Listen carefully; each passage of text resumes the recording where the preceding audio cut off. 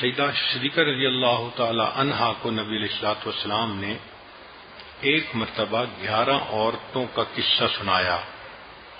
یہ مشہور حدیث مبارکہ ہے، اس پر مستقل کتابیں بھی لکھی گئیں اور محدثین نے اس میں خوب تفصیل سے کلام کیا ہے، مگر آج کی اس مجلس کے متعلق چونکہ اس میں سبق ہیں، اس لیے یہ عاجز مختصر الفاظ میں اس حدیث پاک سے کچھ باتیں کہے گا۔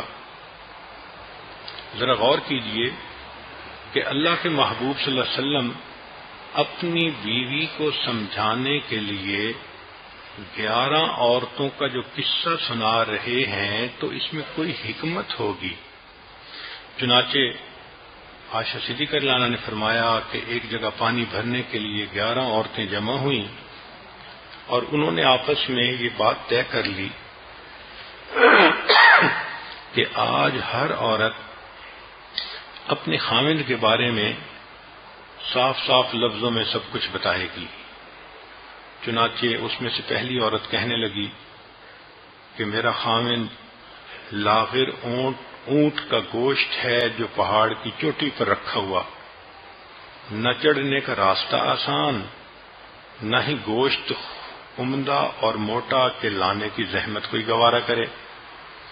اب ان الفاظ سے خاک سمجھ نہیں آتی کہ کیا اس نے کہا، لیکن وہ اپنا میسج دے گئی۔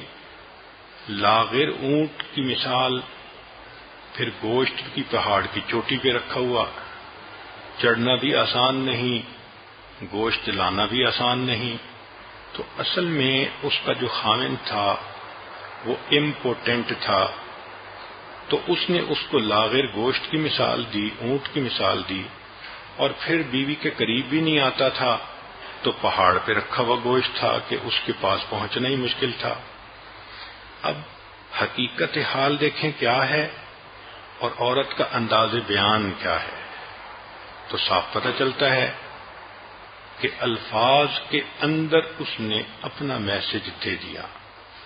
دوسری عورت نے کہا کہ میں شوہر کی باتیں نہ پھیلاؤں گی، مجھے ڈر ہے کہ چھوڑ نہ دے، اور اگر میں تذکرہ کروں گی تو چھپے ہوئے عیبوں سے پردہ ہی اٹھاؤں گی۔ اس کو کہتے ہیں کچھ بھی نہ کہا، کچھ کہہ بھی گئے، کچھ کہتے کہتے رہ بھی گئے۔ تو ایک طرف تو کہہ رہی ہے کہ میں شوہر کی باتیں نہیں پھیلاؤں گی کہ ڈر ہے چھوڑ نہ دے، مگر یہ بھی کہہ رہی ہے کہ اگر کروں گی بات تو چھپے ہوئے عیبوں سے پردہ ہی اٹھاؤں گی۔ تو مطلب یہ کہ وہ ایل مینرڈ بندہ تھا اور وہ چاہتی تھی کہ اس کی بات میں کیا عورتوں میں کروں۔ تیسری عورت نے کہا میرا شوہر تو بہت لمبا چوڑا تڑنگا ہے، بات کروں گی تو طلاق ملے گی اور چپ رہوں تو معلق رہتی ہوں۔ اس کا مطلب کہ وہ غصے والا شارٹ ٹیمپرڈ آدمی تھا اور عورت کے لیے اس سے کمیونیکیٹ کرنا ہی ایک مصیبت تھی۔ چوتھی عورت نے کہا کہ میرا شوہر تہامہ کی رات کی طرح معتدل، نہ زیادہ گرم نہ زیادہ ٹھنڈا، نہ مجھے اس سے خوف ہے نہ مجھے اس سے اکتاہٹ ہے۔ اس کا مطلب کہ وہ معتدل مزاج انسان تھا، ویل مینرڈ تھا، بیلنس پرسنالٹی تھی، تو بیوی اس کے ساتھ بہت کمفرٹیبل فیل کرتی تھی۔ مگر دیکھیں اس نے صاف لفظوں میں نہیں کہا، تہامہ کی رات کی مثال دے کر بات کی۔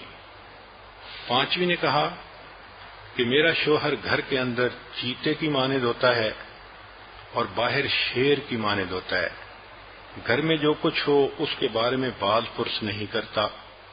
تو چیتا ایک شائی اینیمل ہے، تو خامد گھر میں آتا تھا تو طبیعت کے اندر شائنس تھی، تو وہ عورت کے اوپر اتنی روک ٹوک نہیں کرتا تھا، گھر کے معاملات میں عورت کو انڈیپینڈنس دیتا تھا۔ البتہ جب باہر نکلتا تھا تو پھر شیر کی طرح ہوتا تھا۔ اس کا مطلب یہ کہ یہ عورت کا خامد کریم تھا، اچھے بیہیویئر والا تھا، اور باہر سوسائٹی میں اس کی ایک رسپیکٹ تھی اور لوگ اس کو اپنا بڑا سمجھتے تھے، اس لیے لائن کی مثال دی۔ چھٹی عورت نے کہا کہ میرا شوہر تو کھانا چٹ کر جاتا ہے، پانی ختم کر دیتا ہے، لیٹتا ہے تو منہ لپیٹ کر اور ساتھ والوں کا حال ہی نہیں پوچھتا۔ وہ مشہور مقولہ ہے کہ کھاؤ ڈٹ کے، جو ڈٹ کے کھائے گا وہ جم کے سوئے گا۔ تو صاف ظاہر ہے کہ وہ بہت اوور ایٹ کرتا تھا، اور جو شخص اتنا زیادہ کھائے تو وہ نیند اتنی غالب ہوتی ہے کہ اسے پاس والے کا احساس ہی نہیں ہوتا۔ ساتویں عورت نے کہا کہ میرا شوہر گمراہ ہے یا عاجز، سینے سے دبانے والا، تمام دنیا کے عیب موجود، سر پھوڑے یا زخمی کرے، دونوں کام اس کے لیے آسان۔ اس کا مطلب یہ کہ اس کا جو خاوند تھا وہ جھگڑالو طبیعت والا تھا، فائٹر قسم کا بندہ تھا، ذرا ذرا سی بات پہ لڑنے مرنے پہ تیار ہو جاتا تھا۔ آٹھویں عورت نے کہا کہ میرا شوہر خرگوش کو چھونے کی طرح نرم ہے اور زرنب گھاس کی طرح خوشبودار ہے۔ اب اس نے خاوند کو دیکھو کس طرح ڈسکرائب کیا کہ خرگوش چھونے کی طرح نرم ہے اور زرنب گھاس کی طرح خوشبودار ہے۔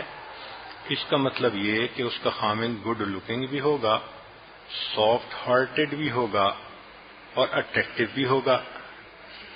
جادو ہے صنم تیری آنکھوں میں، خوشبو ہے پیا تیری سانسوں میں۔ اب اس نے پوری صورتحال کو ایک نرم پیارے خرگوش کے ساتھ مثال دے کر سمجھایا۔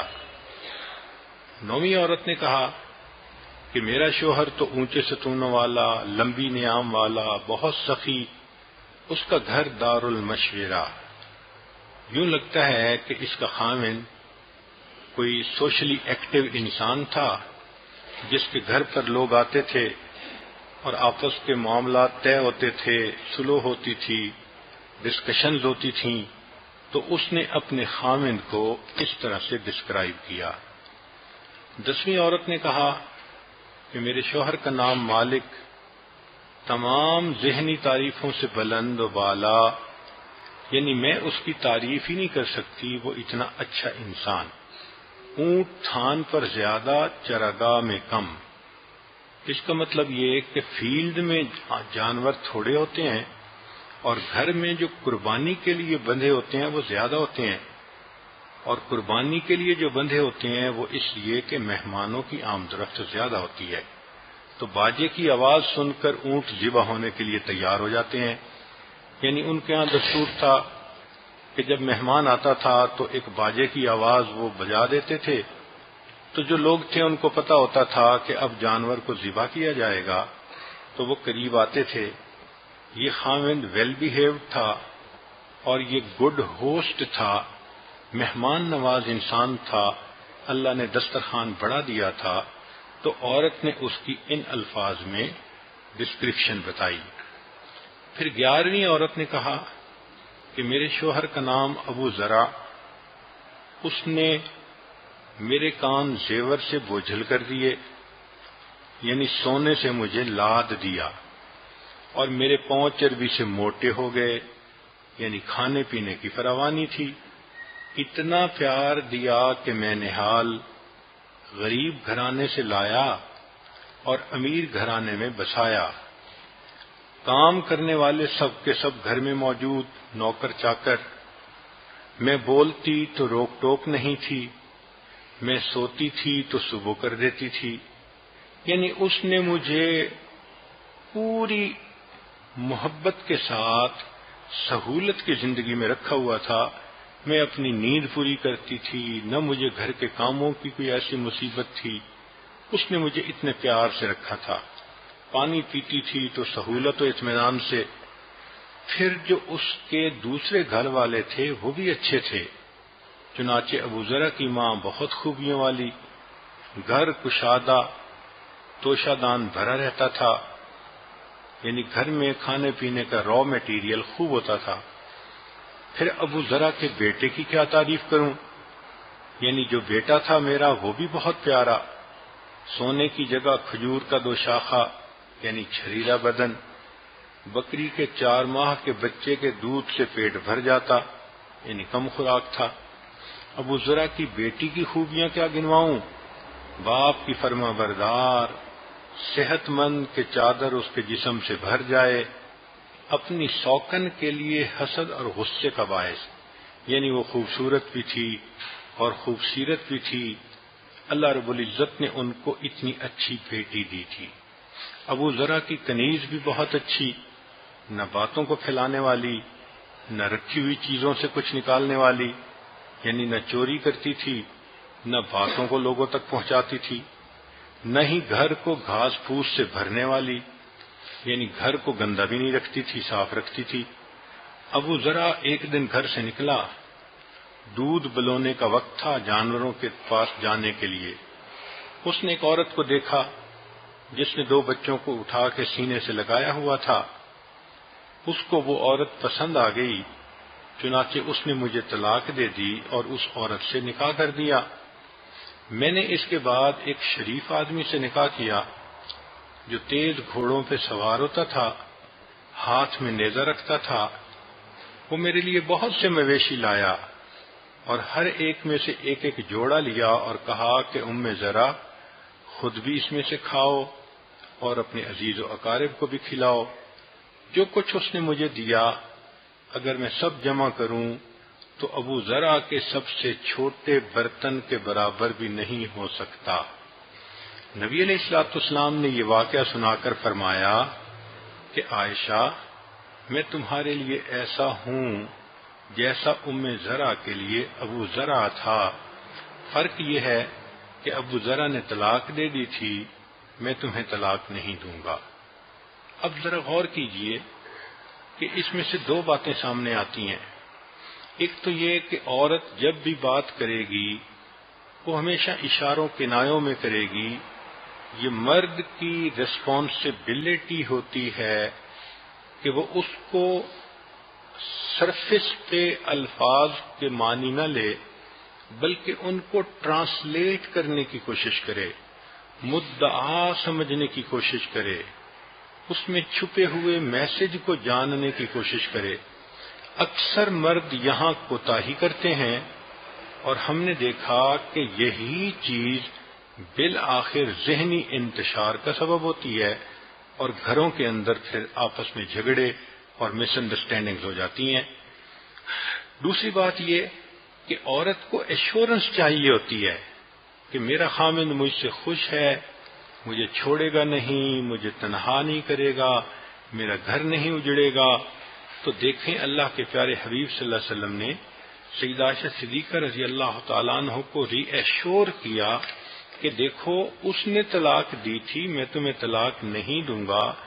جتنا وہ اپنے بیوی کے لیے اچھا تھا کہ بیوی تعریفیں کرتے نہیں تھک رہی، میں اس سے بھی زیادہ تمہارے لیے اچھا ہوں۔